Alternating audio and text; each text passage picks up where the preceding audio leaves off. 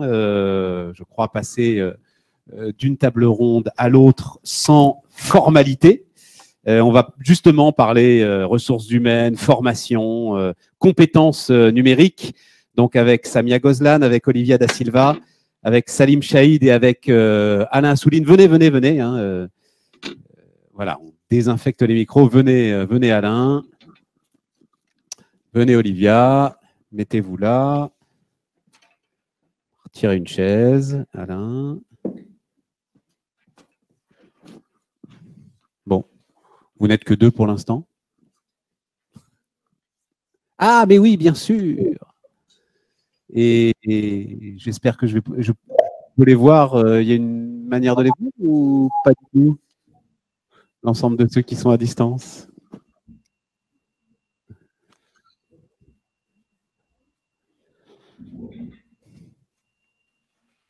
Voilà, je vois.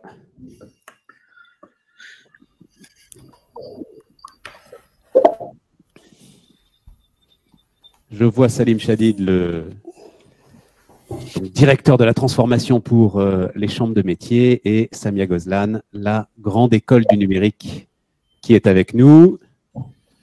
Olivia, vous ne pouvez pas encore prendre le micro, il faut attendre 3 minutes pour… voilà. Donc, je vais me permettre de vous présenter pendant ces 3 minutes de désinfection. Directrice des métiers pour l'OPCO. Donc, on est évidemment au cœur des questions de formation des entreprises de proximité. D'accord. Il y en a 11, absolument. Alain Assouline. Bonjour Alain. On se connaissait pour la vie d'entrepreneur que vous avez, hein, au cœur justement de la formation, et notamment, et ça, j'espère qu'on pourra en dire un mot, mais la formation numérique, la formation digitale, hein, capacité d'inclusion qui est très, très importante. Vous avez beaucoup milité là-dessus, Alain, sur le fait que c'était aujourd'hui justement une formation qualifiante ouverte à absolument tout le monde. Voilà. Ce que démontre aussi l'école 42, par exemple. Enfin, voilà, l'ensemble de ceux qui… La grande école du numérique, absolument. L'ensemble de ceux qui prennent à bras-le-corps ce sujet. Ça, c'est très important. Et là, vous intervenez en tant que président du CINOV numérique. Quelques mots sur le CINOV, Alain? Donc, le CINOV numérique, ben, c'est le syndicat des TPE-PME du numérique. Donc, on fait partie de la fédération CINOV qui elle-même est membre de la CPME. Le CINOV numérique a immédiatement, dès le lancement de l'initiative France Num, a été très, très, très présent. Et on a lancé, vous en parliez tout à l'heure, le Tour de France de la transformation numérique des TPE-PME. Très bien. Alors, je reste avec vous, Alain, et puis je vais vous poser évidemment la question. Je vais poser la question à tous les participants à cette table ronde. Virtuel et réel, manque criant de compétences numériques, parce que une fois qu'on a pu baliser, essayer de baliser, on se rend compte que c'est un peu compliqué, le passage à l'acte. Derrière, il faut trouver les compétences. Est-ce qu'il y a un manque criant de compétences numériques? Alors oui, il y a un manque criant. Alors avant la crise du Covid, on parlait de 80 000 postes à fournir. Ouais. Vous savez que quand on discutait, je me souviens qu'on avait eu des échanges il y a 5-6 ans, c'était 50 000 postes à fournir. Donc, il y a de plus en plus de postes à fournir. Et ce sont des postes à fournir sur les métiers du numérique qui sont identifiés par la branche du numérique. Le sujet dont on discute là, qui est la transformation numérique des TPE-PME, adresse le fait qu'il y a des tas d'autres compétences du numérique qui sont pas identifiées par la branche elle-même, mais qui sont les compétences numériques dont on va avoir besoin dans le bâtiment ou dans l'industrie ou dans le petit commerce, qui peuvent avoir une particularité dans la santé, qui ont des particularités, et celles-là, on les a pas encore quantifiées. On peut dire un mot parce que c'est venu très rapidement, et c'est quelque chose dont j'ai moi-même pris conscience récemment, autour du bâtiment. Il se trouve que le bâtiment est en train de se digitaliser de manière accélérée. Hein, on entre dans l'ère du BIM, l'ensemble de ceux qui sont dans le bâtiment savent ce que c'est. Sauf qu'à un moment, quand les grands donneurs d'ordre, les grands promoteurs, quand Bouygues et Eiffage lanceront des chantiers en BIM, si vous ne pouvez pas suivre et si vous êtes, vous, tout en bas, petit artisan, même pour faire des plâtres, vous ne pouvez pas avoir le marché. Non, mais c'est vraiment quelque chose de très, très important, je crois. Mais c'est vraiment un vrai sujet. C'est-à-dire que le BIM, ça existe depuis 20 ans, le BIM. Hein, mais maintenant, on commence à avoir des appels d'offres des collectivités locales, etc., qui posent la question du BIM comme un élément très important. Et du coup, on se retrouve au fait que dans les bureaux d'études qui ont souvent pas fait leur transformation sur le BIM, ce qu'on appelle des managers BIM ou des modeleurs BIM, il en manque 8000 en France. Et là, on a un besoin énorme.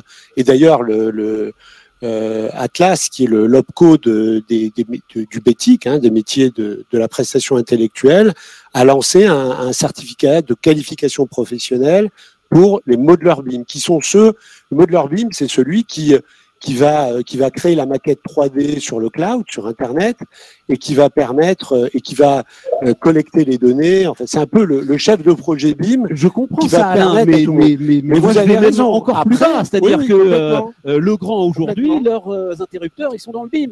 Et l'artisan qui arrivera à comprendre ce langage-là, il aura 2 coups d'avance par rapport à son concurrent. Alors, voilà, il faut qu'il sache, lorsqu'il est en train de faire quelque chose sur un bâtiment, qui est en train de modifier le plan, la carte, la maquette 3D qui est sur le cloud, il faut qu'il sache indiquer qu'il a fait cette modification. Exactement. Ou en tous les cas, il faut qu'il sache lire cette maquette. C'est déjà ça qui est très important. Déjà savoir lire. Même question, Olivia, sur ce manque criant de compétences. Est-ce que vous faites le même constat? Oui. Collez le micro à votre menton. Voilà. Comme ça, vous m'entendez? Oui, nous faisons ce constat. Maintenant, je pense qu'il faut savoir un peu de quoi on parle sur les compétences numériques pour les TPE-PME. Qu'est-ce que ça veut dire? Ouais, très bonne. La transformation numérique pour les TPE, qu'est-ce que ça veut dire? Alors, on en a beaucoup parlé et je rejoins absolument tout ce qui a été dit. Je voudrais juste préciser l'OPCO des entreprises de proximité, ce que c'est et pourquoi je suis là. Alors, parce qu'on n'en a pas beaucoup parlé tout à l'heure, vous n'en avez pas beaucoup parlé, mais je suis ravi d'être là parce que je crois que nous sommes excessivement, et nous avons commencé d'ailleurs, complémentaires dans toutes les actions qu'il faut mener auprès des entrepreneurs et auprès des entreprises et en particulier des TPE.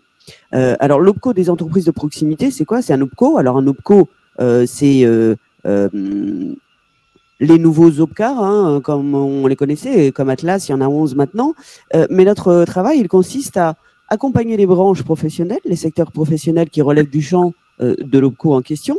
En l'occurrence, pour l'OPCO des entreprises de proximité, ce sont essentiellement des TPE, des artisans, des professions libérales, des services de proximité. C'est-à-dire qu'en fait, ce sont des toutes petites entreprises qui ont en commun le fait d'être ancrés sur le territoire, sur les bassins d'emploi, et qui sont là et qui ne peuvent pas être ailleurs parce que ce sont des emplois qui ne sont pas délocalisables. Et ce sont des entreprises qui ont en commun le fait de ma valeur ajoutée, c'est la relation client, c'est la relation que j'ai avec le client. Alors pour ces entreprises-là, la transformation numérique, c'est très simple. Alors, on n'y est pas, je ne dis pas que ça y est, tout est fait, bien au contraire. Mais c'est très simple. Je suis ravi d'entendre ça après. Moi, j'ai besoin qu'on m'apporte des solutions pour faire de la bureautique, faire de l'informatique, avoir un logiciel de gestion client, avoir quelque chose qui me permet de faire du commerce et de la relation B2C autrement que parce que je suis en concurrence avec les nouvelles plateformes, etc. Et tout ça, c'est la même chose pour toutes les TPE qui sont sur tous les territoires. Et quand on leur pose la question à ces entreprises, de quoi vous avez besoin? Si on vous parle de transformation numérique, vous avez besoin de quoi en matière de formation? Vous avez besoin de quoi? Et de répondre, nous avons besoin de former nos collaborateurs. Mais ce n'est pas des métiers du numérique.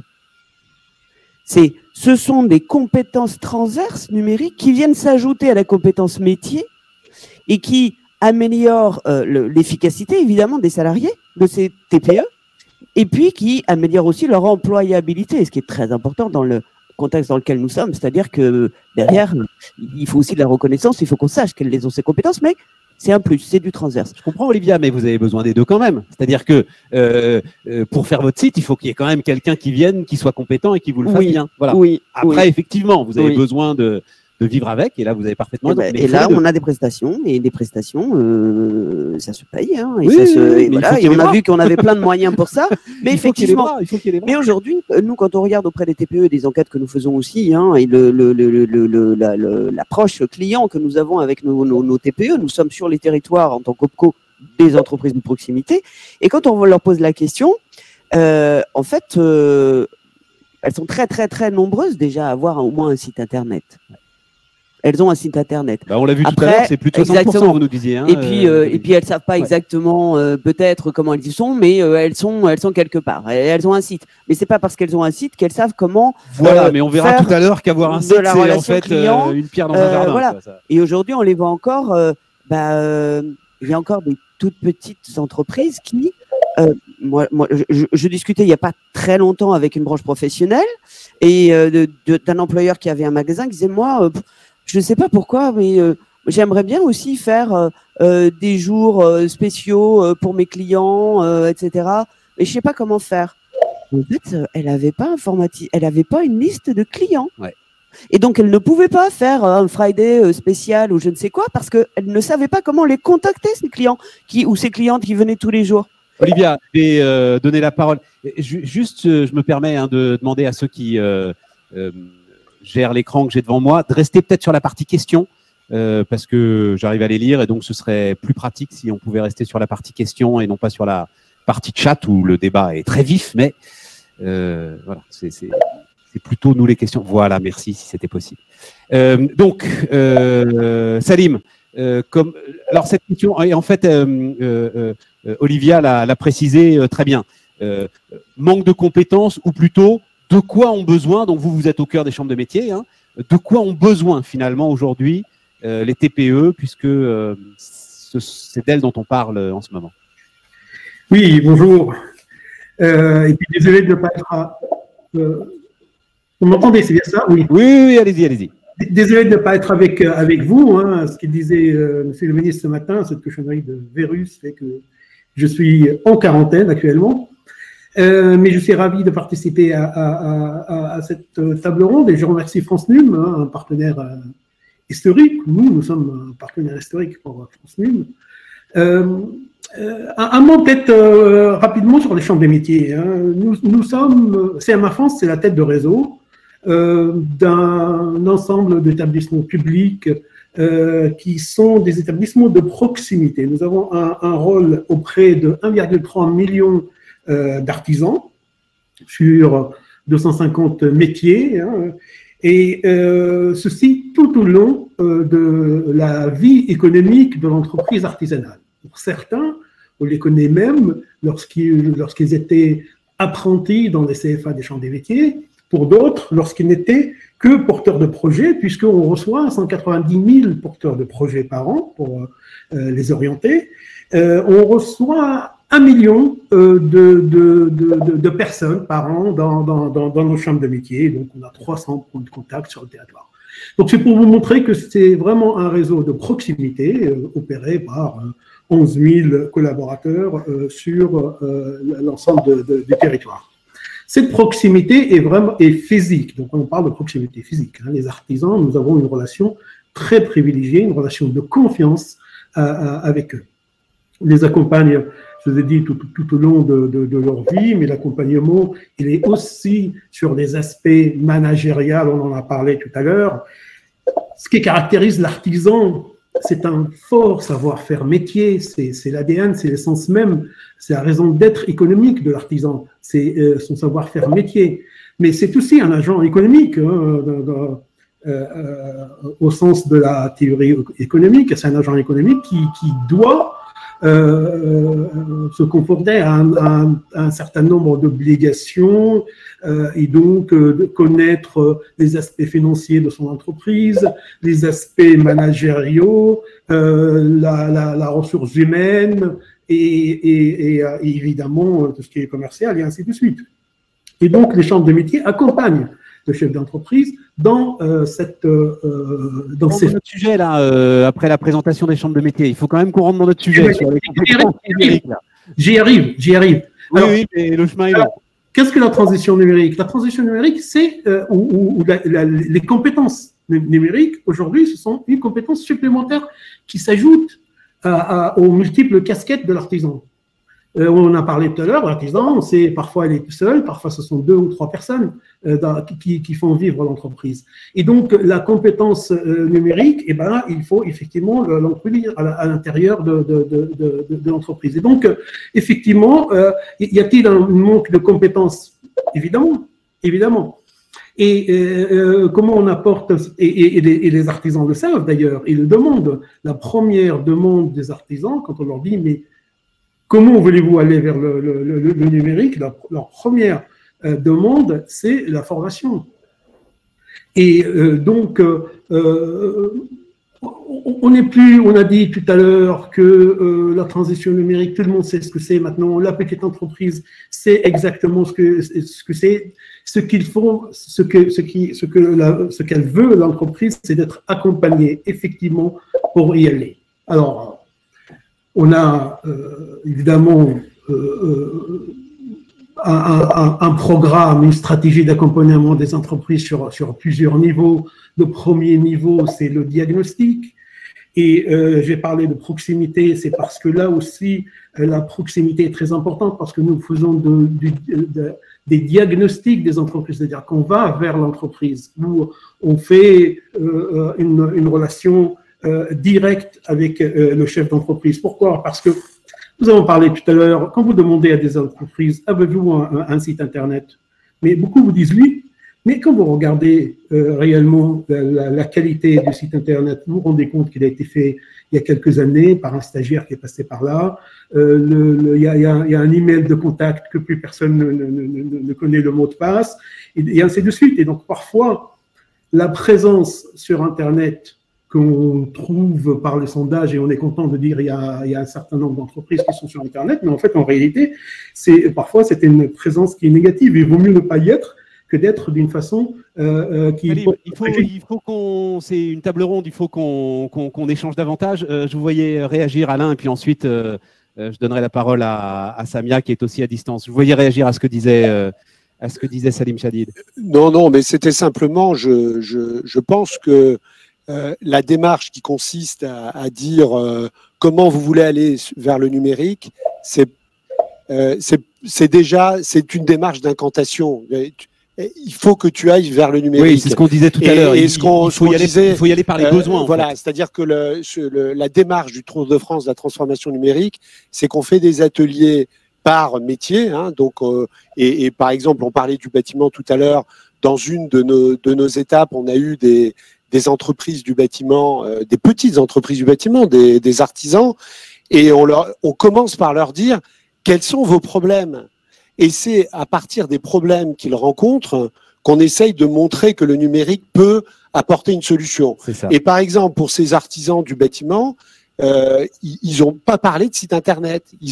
Eux, leur problème, c'est qu'ils ont des difficultés à faire des devis et à facturer. Donc, dématérialisation des fonctions support. Et donc, de cet atelier, ils sont repartis avec, parce qu'il y avait des entreprises du numérique qui leur ont dit, il existe des applications sur smartphone ou sur tablette qui vous permettent, y compris quand vous êtes dans votre voiture, sur le chantier, qui vous permettent d'émettre très facilement des devis.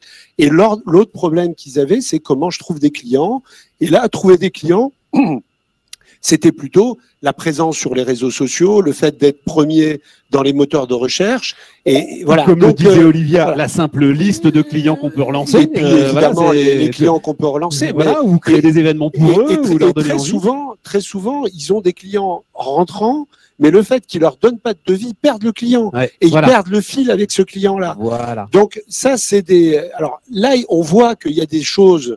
Par exemple, comment je peux faire mon devis moi-même en utilisant… Ça, c'est de la formation à donner à cet artisan. Mais par exemple, comment faire du marketing digital ?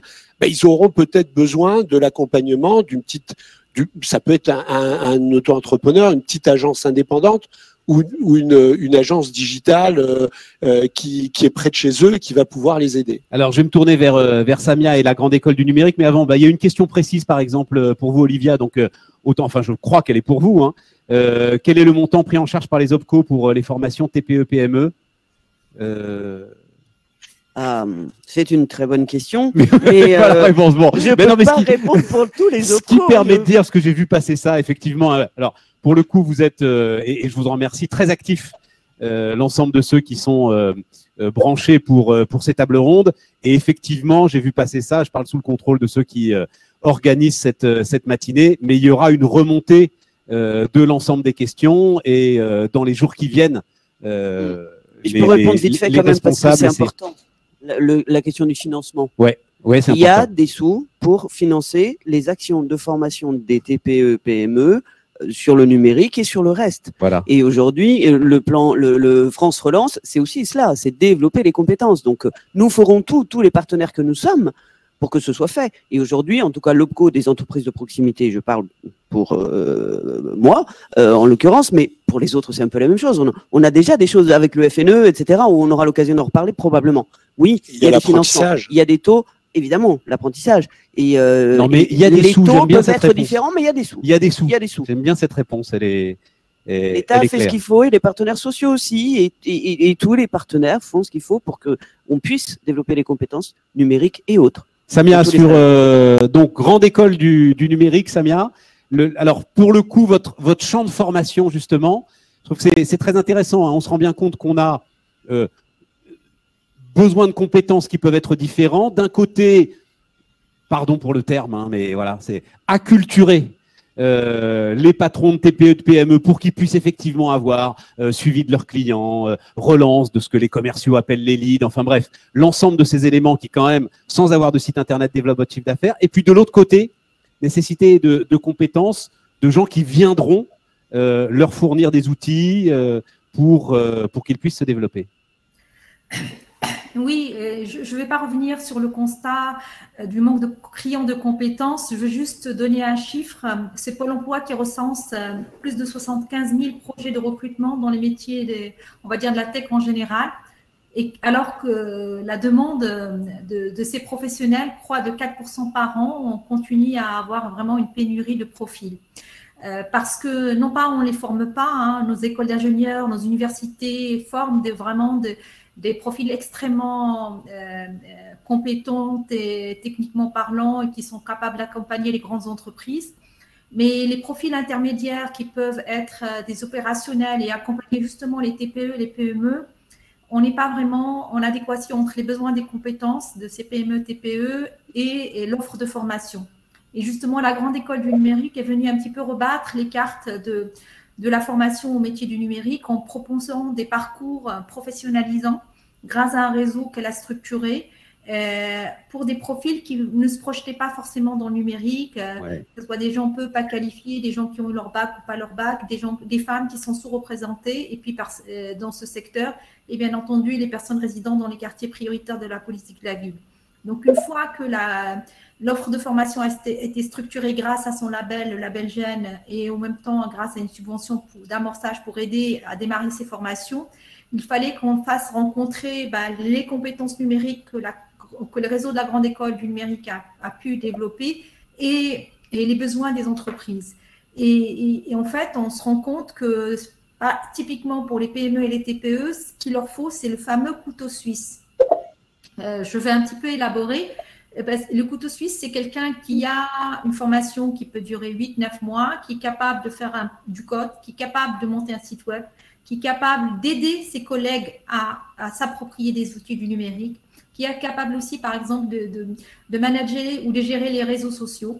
Donc, c'est quelqu'un qui a un profil technique opérationnel, capable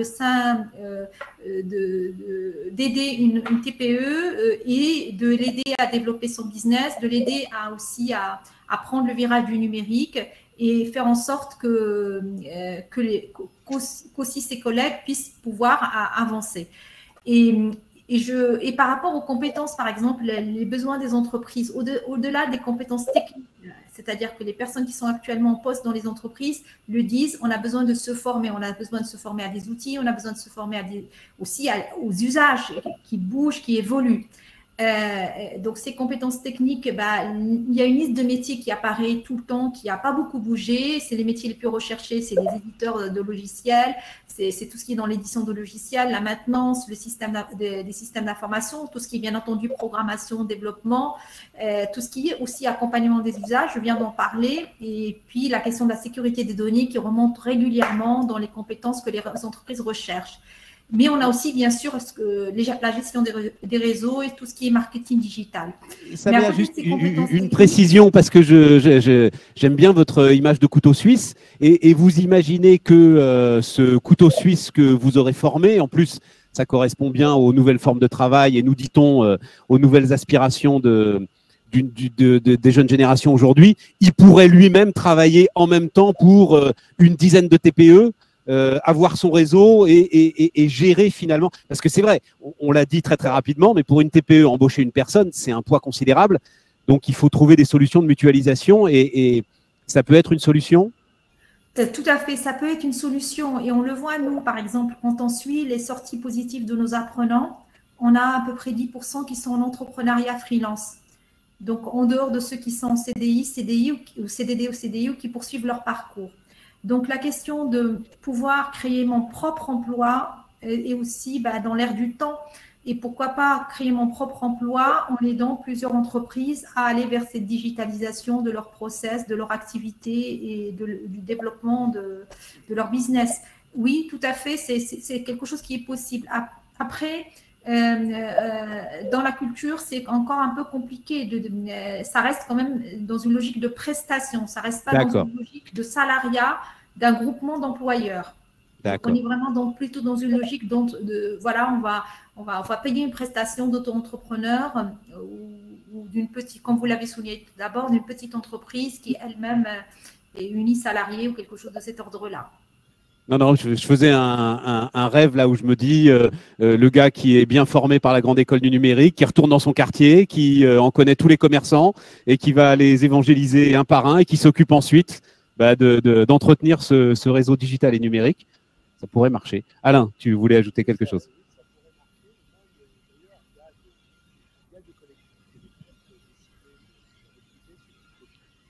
On a pas mal qui ont recruté ce type de profil, qui se mettent au service de la transformation des commerçants, des artisans. Il y a des groupements d'employeurs qui font ça. Et puis, il y a dans les quartiers, il y a des régies de quartier. Par exemple, il y a la régie de quartier de La Rochelle qui recrute. Alors, ça passe par plutôt, ils avaient recruté des médiateurs numériques, mais on se rend compte que la façon peut-être de pérenniser, de développer ce rôle du médiateur numérique, ça peut être aussi de s'occuper des petites entreprises et de les suivre. Donc ça, c'est vraiment un sujet, ce couteau suisse du numérique. Il y a une autre dimension qui est importante, et dans le plan de relance d'ailleurs, c'est un levier extrêmement intéressant, parce qu'on parlait, est-ce que les OPCO payent la formation? Par exemple, les OPCO payent l'apprentissage. Enfin, c'est à travers les OPCO que passe aussi le financement de l'apprentissage. Et là, il y a une grande opportunité. Il faut en parler parce que il faut pousser les gens à l'utiliser. Il y a le fait que l'État finance le salaire d'un apprenti quasiment totalement pendant 1 an. C'est le moment de prendre des apprentis dans les métiers du numérique, et en particulier ces couteaux suisses du numérique.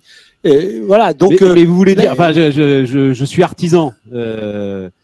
A priori, l'apprenti, je vais le prendre dans mon métier. Je suis boucher, je vais prendre un apprenti boucher. Ce que vous dites, Alain, c'est qu'on peut prendre un apprenti qui… Alors c'est là qu'il faudrait avoir un groupement d'employeurs qui recrute l'apprenti. Oui, voilà, c'est ça. Ou alors, il faudrait peut-être une entreprise du numérique locale qui va prendre l'apprenti pour le proposer à tous. Mais vous avez, quand on dit TPE, PME, vous avez quand même des entreprises de 20, 50 salariés qui pourraient très bien intégrer un apprenti et pouvoir faire quelque chose. On est au-dessus. Non, mais on a aussi ce problème sur les entreprises qui n'ont pas encore fait leur transformation numérique. On a toutes ces entreprises qui sont quelquefois sous-traitantes de l'industrie et qui sont où il y a pas mal de monde et qui pourraient elles aussi recruter, c'est sûr. Olivia. Oui, pour compléter, parce que c'est très important ce que vous avez dit évidemment sur l'apprentissage, et je reviens à un tout petit point dont je parlais au tout début de mon intervention, qui est celui de la complémentarité et en tout cas de blocs de compétences complémentaires aux compétences métiers. Ouais. Parce que je pense que c'est aussi quelque chose que l'on peut travailler dans le cadre de l'apprentissage. C'est-à-dire qu'aujourd'hui, et vous avez raison, c'est vrai que si on parle des artisans, ou en tout cas des toutes petites entreprises, elles vont pas recruter un apprenti pour faire du numérique. Ça va être une prestation un peu au coup par coup. Elles vont recruter quelqu'un qui fait des métiers. Mais, si, en travaillant avec les CFA et l'offre de formation, on ajoute au référentiel de compétences attendues ou de formation un module spécifique, un bloc de compétences spécifiques qui vient en plus, qui est transverse sur le numérique, alors ça peut avoir du sens. Et pour les jeunes qui rentrent dans l'entreprise avec quelque chose en plus que le métier, et puis en termes d'employabilité, et puis en termes d'intérêt même. On sait que les TPE, elles ont aussi un problème de, on va dire, fidélisation, c'est-à-dire qu'elles ont peu de choses à proposer aux jeunes en termes de promotion dans une entreprise qui a 2 ou 3 salariés. Ben, ça peut être des choses qui font que les jeunes, ils ont envie de rester dans l'entreprise parce qu'ils font quelque chose en plus. Réponse rapide, Olivia, et puis ensuite je vais retourner voir Salim Chadid. Où trouver une information synthétique pour former ses employés au numérique quand on est chef d'entreprise? Une information sur synthétique. Je crois que c'est vraiment ça. C'était les mêmes questions qui remontaient sur la première table ronde. Écoutez, globalement, je vois bien, j'ai pas le temps, donc je veux un endroit où je peux avoir à peu près toutes les infos dont j'ai besoin. Toutes les infos sur le numérique, moi je pense qu'effectivement c'est France Num, et puis après il y a les OPCO. Moi j'ai envie de vous dire, vous avez une entreprise qui se pose des questions sur le numérique ou sur les compétences numériques, elle va voir son conseiller en formation OPCO qui habite à 2 minutes de chez lui, quoi. Parce qu'on est sur la proximité. Il faut avoir quelqu'un qui soit en proximité. Après, toutes les informations, elles sont sur les sites, et France Num, il est génial, le site France Num. Après, les OPCO, ils ont aussi des choses. Il y a le site de la DGEFP qui a aussi énormément d'informations, notamment sur toutes les aides apportées, etc. Il y a beaucoup de sites. C'est vrai qu'il n'y en a pas un seul. Il y en a beaucoup qui sont bien. Non, mais la réponse est claire. Alors, sur ces métiers, il y a le site de la Grande École du Numérique qui est très centré sur justement des formations qui permettent d'accéder à… Samia, je vous avais pas vu, effectivement, je vous vois lever le bras comme ça, c'est chez moi. Non, voilà. Alors, allez-y, Samia. Pour répondre à la question. Moi, je vous entends pas, il faut activer le micro. Si on a une entreprise qui cherche à former ses salariés parce qu'il y a cette question d'obsolescence des compétences et la nécessité d'aller se former à tout ce qui est compétences, on va dire, numériques, plus ou moins, le site de la Grande École du Numérique est un site qui recense via une carte et un moteur de recherche toutes les formations labellisées par région, par métier et par même date de démarrage des sessions. Et dans une session de formation labellisée, vous allez retrouver une diversité des profils qui est très intéressante. Vous allez trouver des personnes qui sont, on va dire, en formation presque initiale. C'est leur première formation, ce sont des personnes peu pas qualifiées. Qui vont se former. Vous allez aussi retrouver des personnes en reconversion qui sont envoyées par leur employeur parce qu'elles avaient un métier qui a évolué et qui maintenant, il faut qu'elles se forment. Et vous pouvez aussi avoir justement une TPE qui a besoin de former ses salariés et qui peut tout à fait intégrer cette formation-là. Donc, ces formations sont ouvertes à tous et à toutes. Certains sont certifiantes, certains sont qualifiantes, certains proposent des blocs de compétences. L'intérêt de ces formations-là, c'est qu'elles sont très axées sur l'apprentissage opérationnel et avec une mise en pratique, avec une proximité justement avec les entreprises, puisque une formation est labellisée dans un endroit donné pour répondre à un besoin de compétences dans cet endroit-là. C'est vraiment quelque chose qui est très important pour nous quand on octroie le label, cette question d'adéquation des besoins de compétences numériques des entreprises et l'offre de formation. Et c'est aussi des formations où il y a la possibilité d'être dans un apprentissage par les pairs, de travailler ensemble sur des projets, parfois des projets concrets que d'autres entreprises peuvent déposer. Donc voilà, moi je vous invite à aller regarder. Non, mais très bien, mais comme l'a dit très justement Olivia, après il faut que les chefs d'entreprise eux-mêmes connaissent la grande école du numérique. Salim Chadid, comment est-ce que vous regardez ce débat qu'on mène ensemble? Il y a plusieurs points sur lesquels j'aimerais bien revenir. Effectivement, d'abord sur l'apprentissage, c'est un point essentiel. Aujourd'hui, je vous ai dit que nous avons 100 000 apprentis par an, le digital devient aussi une compétence qu'on enseigne aux apprentis. Donc, les jeunes qui vont au contrat d'apprentissage, surtout dans le secteur du bâtiment, on en avait parlé tout à l'heure, et le bâtiment représente 40% des artisans, donc surtout dans ce secteur, la compétence digitale est très importante dans la formation. Mais les entreprises le savent aussi. Passer au numérique dans les entreprises, surtout pour les métiers qui sont sous tension d'emploi, on a beaucoup de métiers qui ne trouvent pas de salariés, une entreprise numérique peut devenir attractive et donc attirer le peu de candidats qu'il y a. Et donc, c'est une motivation supplémentaire pour les entreprises qui sont dans ce secteur d'activité. Où trouver de l'information concise, précise? Bon, il y a plusieurs choses qui ont été évoquées. Évidemment, les conseillers numériques des chambres de métiers et de l'artisanat sont également des personnes ressources qui peuvent accompagner aussi les artisans. Nous faisons beaucoup d'activités d'événementiel autour du numérique, la soirée du numérique, les différentes effectivement réunions d'information et de formation pour les artisans, pour leur donner une vision de ce que cela représente. En fait, aujourd'hui, il y a peu d'entreprises, effectivement, il y a peu d'entreprises qui ont des doutes et tout le monde veut y aller. Mais nous, ce que nous disons aux entreprises, c'est que la transition numérique, c'est pas seulement des opportunités ou des choses comme ça, c'est une véritable chance pour la petite entreprise, parce que les solutions, les services qui sont proposés aujourd'hui sont démocratisés, sont accessibles à la petite entreprise. Il y a encore quelques années, c'était, même pour les grandes entreprises, c'était impossible.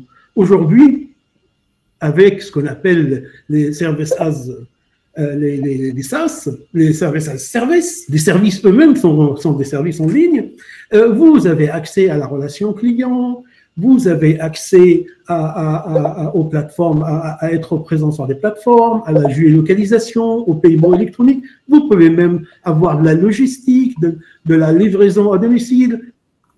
N'importe quel restaurant, n'importe quel métier de service peut avoir accès à cela, alors qu'il y a encore quelques années, c'était extrêmement difficile à mettre en place, c'était de la logistique lourde.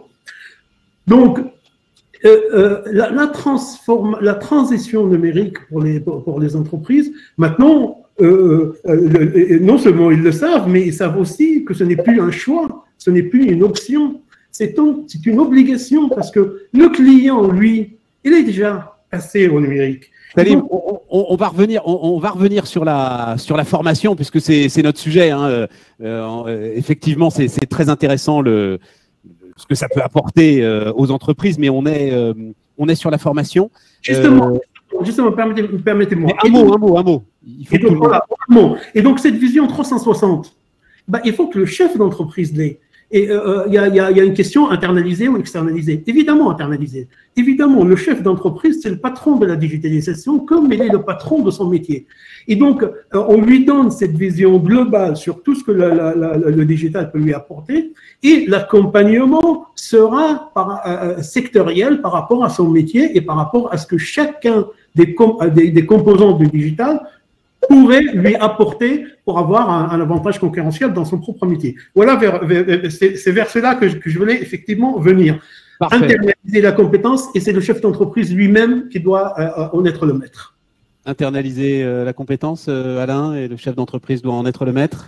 En tout cas, internaliser, pardon. Mais sûrement, hein, qu'il faut internaliser tout ce qui peut être internalisé. Mais ce qu'on disait tout à l'heure, c'est que c'est vrai que quelquefois, pour une toute petite entreprise, c'est un peu compliqué d'avoir un vrai expert. C'est pas un petit peu compliqué, c'est inabordable. C'est cher et c'est inabordable. Donc, c'est vrai qu'il faut savoir se dire, non, mais il y a peut-être des choses que je vais internaliser parce que c'est en relation directe avec le métier que je fais. Donc là, oui, peut-être qu'il y a des choses, mettre en valeur tel ou tel produit je sais pas, je suis boucher, comment je vais mettre en valeur ce que je suis en train de faire avec des choses très très simples, des photos que je vais faire, je vais mettre sur le site. Je vais pas à chaque fois appeler le prestataire. Donc mettre des choses sur les réseaux sociaux, etc. Mais très clairement, je pense qu'il faut aussi savoir faire appel à des prestataires, et c'est pas forcément des gros prestataires très chers. Ça peut être des auto-entrepreneurs, ça peut être des petites entreprises. Et peut-être qu'il faut aussi, et c'est là que la question, c'est une question très importante, celle qui a été soulevée dans la précédente table ronde, qui est celle de la confiance. C'est-à-dire qu'il y a eu tellement de prestataires qui sont arrivés. C'était ceux de l'informatique, c'est pas le numérique. Ouais. C'est-à-dire ceux qui arrivaient, qui vendaient une usine à gaz, une solution qui correspondait pas aux besoins, et qui ont fait que les gens ont fait un recul.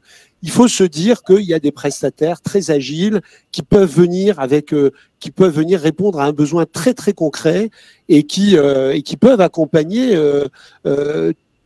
pendant pas mal de temps, pas simplement pour commencer la transformation numérique, mais l'accompagner tout au long du chemin. Oui. Alors, je veux bien compléter parce que c'est important. Je vous en prie, Olivier.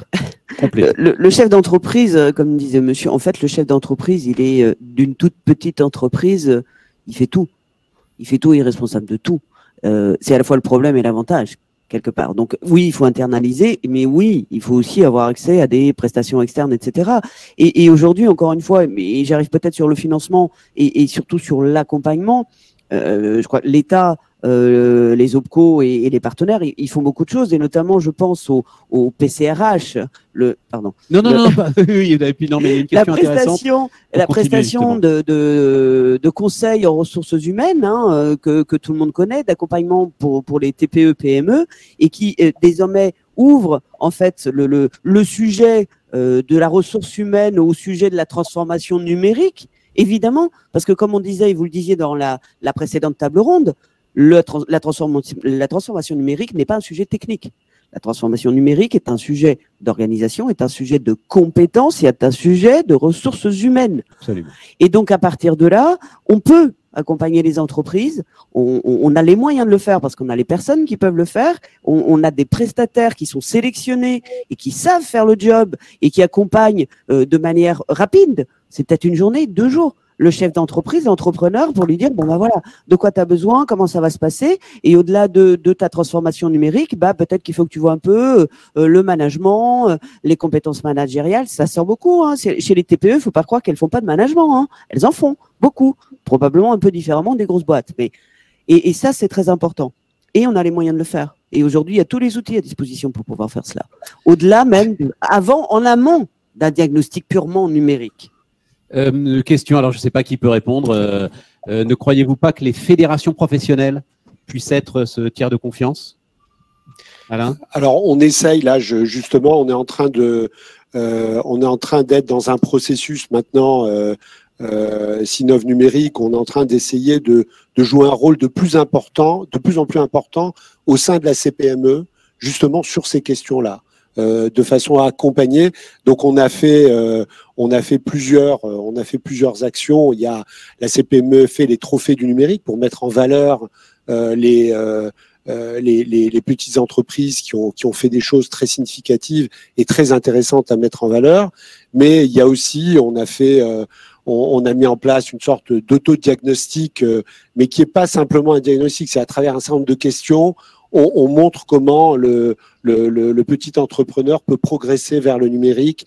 Parce que là, donc il y a des choses qu'on est en train de faire. Il y a un commentaire, question qui s'affiche à l'instant, qui va tout à fait dans votre sens, et aussi ce que vous disiez tous d'ailleurs. Hein. Avant de faire, il faut savoir comment briefer son prestat, quels objectifs de ma transfo, quels moyens, quel délai. Voilà, et souvent dans les fédérations professionnelles, il y a, je vois par exemple, Sinov numérique, on est le syndicat numérique d'une fédération qui s'appelle Sinov, dans laquelle il y a les autres métiers de la prestation intellectuelle. Et dans les autres métiers de la prestation intellectuelle, il y a les bureaux d'études du bâtiment, il y a les bureaux d'études dans le domaine de la culture, dans le domaine du tourisme. Et donc, c'est vrai que très souvent, avant de commencer à se dire « je vais numériser », il faut se dire pourquoi faire et quels sont les changements. Et quand je numérise, il y a des impacts sur le management. Et nous avons aussi l'ingénierie de management dans nos syndicats.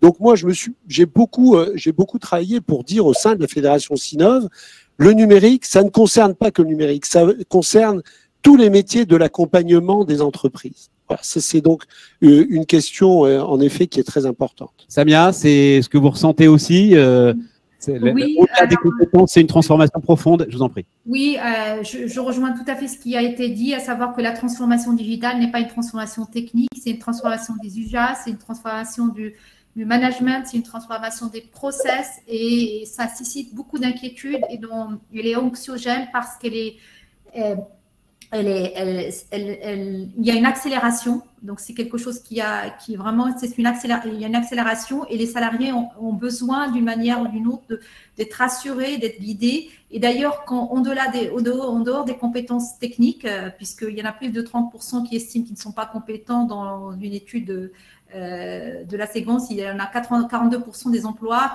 qui vraiment risquent l'obsolescence. Mais les salariés sont prêts à jouer le jeu et à se former.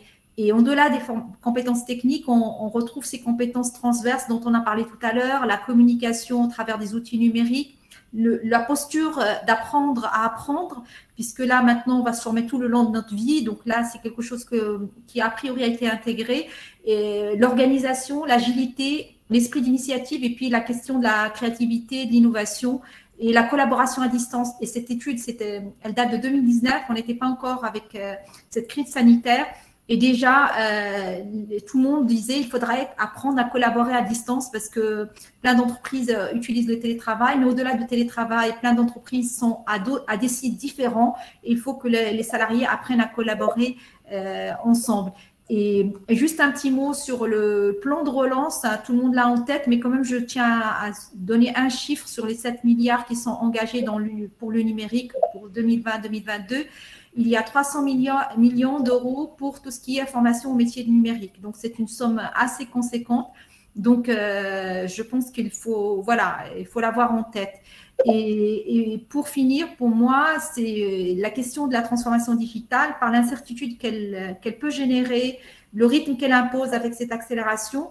Donc, elle est considérée comme anxiogène et vraiment ce qui marche, que ce soit dans un grand groupe ou même dans un TPE, un PME, TPE, c'est vraiment des approches, comme vous l'avez souligné tous, basées sur le besoin, sur l'appropriation, sur la co-construction, alors sans dire de gros mots comme design thinking ou autres, sur le travail participatif et en incluant toutes les parties prenantes, même si on est en TPE, on n'est pas tout seul, on a au moins 1 ou 2 ou 3, voire une dizaine de salariés.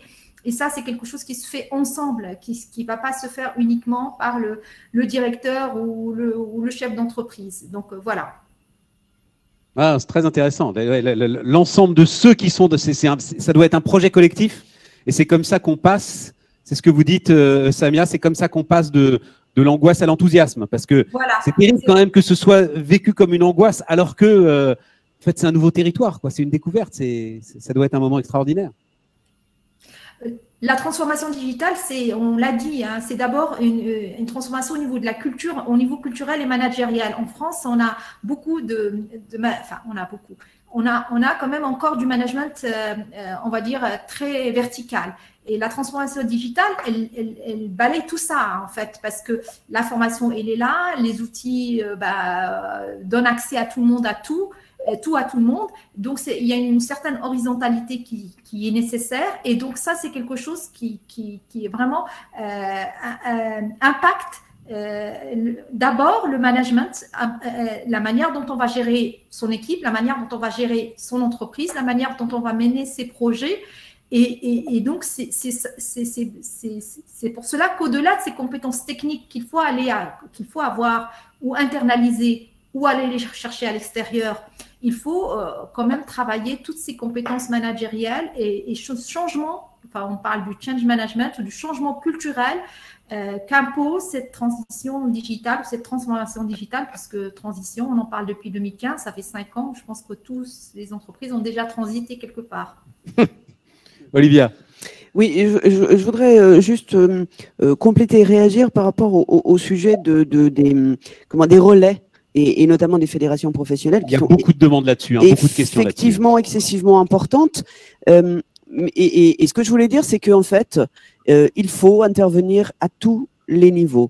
Et tous les niveaux, ça commence aussi par les branches professionnelles. C'est-à-dire qu'on n'en a pas parlé, mais les branches professionnelles, ce sont elles, de chacun des secteurs, ce sont elles qui décident des orientations et des priorités qu'elles veulent donner en fonction des travaux qu'elles mènent, notamment avec les observatoires, sur l'anticipation, sur les mutations, sur les besoins, en fait, en compétences des entreprises. Et c'est important parce qu'elles aussi, elles sont un relais parce qu'elles donnent l'orientation, elles donnent la stratégie et elles donnent le là. Alors, ensuite, c'est excessivement important qu'il y ait des relais au niveau des territoires, donc les fédérations professionnelles, etc., et tout le boulot qui se fait, y compris au niveau national. Et puis, ça descend dans les entreprises, ça descend chez les salariés, ça descend auprès des individus.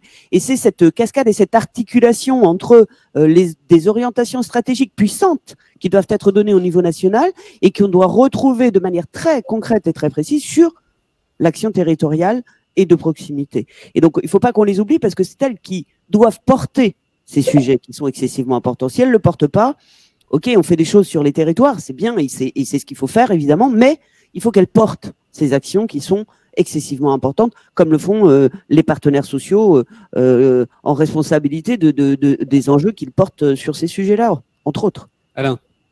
Oui, je voulais juste prendre l'exemple. À un moment donné, Bénédicte Roulier nous avait demandé qu'est-ce qu'on pouvait. Il y avait, dans le cadre du plan de relance, il y avait une urgence sur la question des entreprises, du milieu de la culture et du tourisme. Et il fallait faire des propositions. Ils nous ont dit qu'est-ce que vous pourriez proposer dans le domaine du numérique.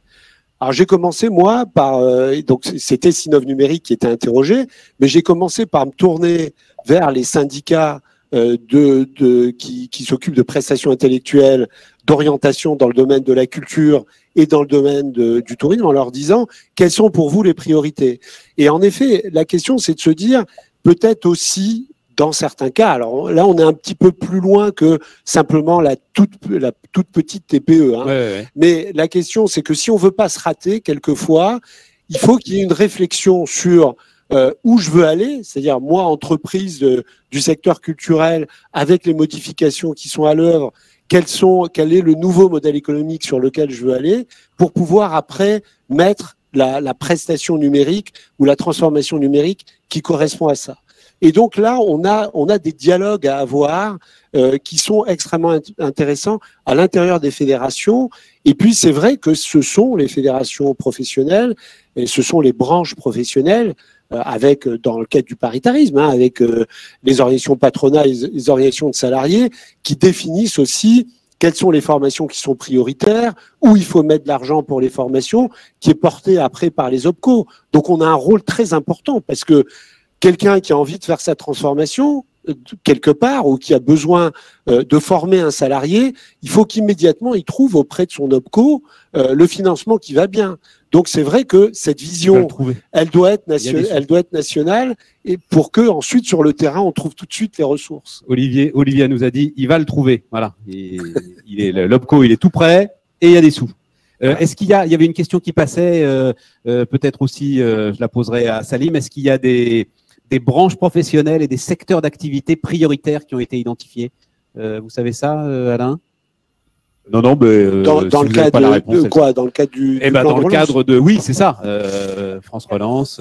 Ouais. Je pense que les TPE, enfin, sûrement les personnes qui sont là. Non, mais branches moi, professionnelles, secteurs d'activité. Je sais pas. Alors, En fait, mais en fait, il y a à la fois la question question des secteurs d'activité qu'il faut soutenir parce qu'ils ont été particulièrement en difficulté dans cette crise sanitaire. Et puis, il y a un soutien, en effet, qui est assez conséquent dans les secteurs qui sont créateurs d'emplois. Parce qu'on peut se dire que ceux qui vont perdre leur emploi aujourd'hui dans des secteurs qui sont très impactés, ils peuvent les retrouver dans certains métiers. Et les métiers du numérique, c'en est un. C'est-à-dire, c'est un secteur où, au contraire, en tous les cas, la crise sanitaire a mis en valeur le fait qu'on avait besoin de plus en plus de compétences dans le numérique. Et donc, ça va accélérer la transformation. Bon, il nous reste 3 minutes. Salim, un mot de conclusion, Salim Chadid. Je vais juste évoquer deux initiatives que nous sommes en train de lancer avec, enfin, dont on est partenaire avec France Num, il en a été question ce matin, un MOOC qui s'appelle Ma TPE à rendez-vous avec le numérique.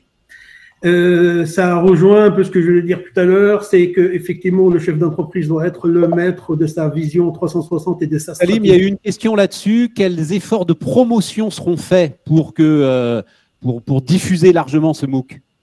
Voilà. Et donc, effectivement, ce MOOC qui s'adresse aux dirigeants des toutes petites entreprises. Et donc, là où nous faisons des rencontres avec les petites entreprises, nous allons en parler. Nous sommes en relation, évidemment, avec l'ensemble de nos artisans. Donc, ça va également être un sujet dont on va en parler. Et ce sujet est crucial pour nous parce que effectivement, c'est important pour nous que le chef d'entreprise ait la totale maîtrise sur sa stratégie numérique. Ça, c'est un sujet. Le deuxième sujet, dans le cadre des plans de relance, il y a aussi un projet également que nous faisons avec les CCI, mais également France Num, et ça consiste à aller vers les entreprises pour faire des diagnostics, et non pas des autodiagnostics, mais des diagnostics, c'est-à-dire aidés par un conseiller numérique des chambres de métiers ou des chambres de commerce pour effectivement donner placer le curseur sur l'indice de la maturité digitale du chef d'entreprise, mais aussi lui donner une feuille de route pour la mise en œuvre par la suite. Évidemment, la mise en œuvre sera mise en place par des professionnels, hein, c'est ce que je vais dire tout à l'heure. Donc, les professionnels pourront être évidemment nos organisations, les chambres des métiers, les chambres de commerce, mais aussi tous les professionnels du numérique qui peuvent aider à la réalisation de la feuille de route, de la vision 360, de la stratégie de la petite entreprise, une fois que le chef d'entreprise est convaincu, parce que c'est un dialogue avec le chef d'entreprise, entre le chef d'entreprise et le conseiller numérique. Mot de conclusion aussi, merci Salim, mot de conclusion aussi pour Samia, Grande École du Numérique. Oui, on a parlé du plan de relance à maintes reprises. On a posé la question, est-ce qu'il y a des secteurs qui sont prioritaires? En tout cas, ce qui est sûr, c'est que le numérique, va bénéficier de 7 milliards d'euros engagés. Mais au-delà de ces 7 milliards d'euros, j'ai parlé tout à l'heure des 300 millions pour la formation numérique, il y a quand même 2,3 milliards d'euros pour accélérer la transition numérique des entreprises, de l'État et des territoires. Donc, ça veut dire qu'il y a tout un plan d'accompagnement des entreprises, qu'elles soient grands groupes ou, enfin, les grands groupes, elles ont déjà, voilà, ou plutôt PME, TPE, dans les territoires, à pouvoir vraiment se numériser, digitaliser leur économie, etc., etc. Tout à fait. Il faut quand même préciser que sur ces milliards, il y en a une grande part, mais c'est d'ailleurs très intéressant, parce qu'il y en a une grande part pour la modernisation de l'État et la transformation de l'État, qui est incontestablement une nécessité, mais qui va impliquer que derrière, ce qu'Alain Griset appelait l'impôt papier, il va se dématérialiser de plus en plus et qu'il y a donc une nécessité aussi pour l'ensemble des chefs d'entreprise de suivre ce mouvement. Exactement ce dont on parlait avec la construction. Olivia, je vais laisser à Olivia la conclusion. Alain, un mot de conclusion, Olivia, sur cette table ronde. Et après, justement, je vois qu'il y a pas mal de questions. On va parler justement web marketing, on va parler site internet, on va parler e-commerce. Ok, bah écoutez, moi j'ai juste quelques mots qui me semblent clés. C'est numérique. Égale compétence, égale organisation du travail et management. Proximité, c'est très important. Facilité, donner envie en fait. C'est ça, c'est donner envie. Il faut pas avoir peur, mais par contre, il faut prendre conscience qu'il faut y aller, que c'est maintenant et que tout le monde est concerné. Voilà. Et que l'OPCO des entreprises de proximité est là avec tous les autres et en complémentarité d'acteurs pour accompagner les TPE sur les territoires. Et qu'il y a des sous. Et qu'il y a des sous, parce que l'État, les partenaires sociaux et tous les acteurs font et feront en sorte qu'on puisse accompagner les entreprises pour développer les compétences, y compris numériques. Merci à tous, merci beaucoup, merci Alain, merci Olivia, merci à vous qui êtes à distance.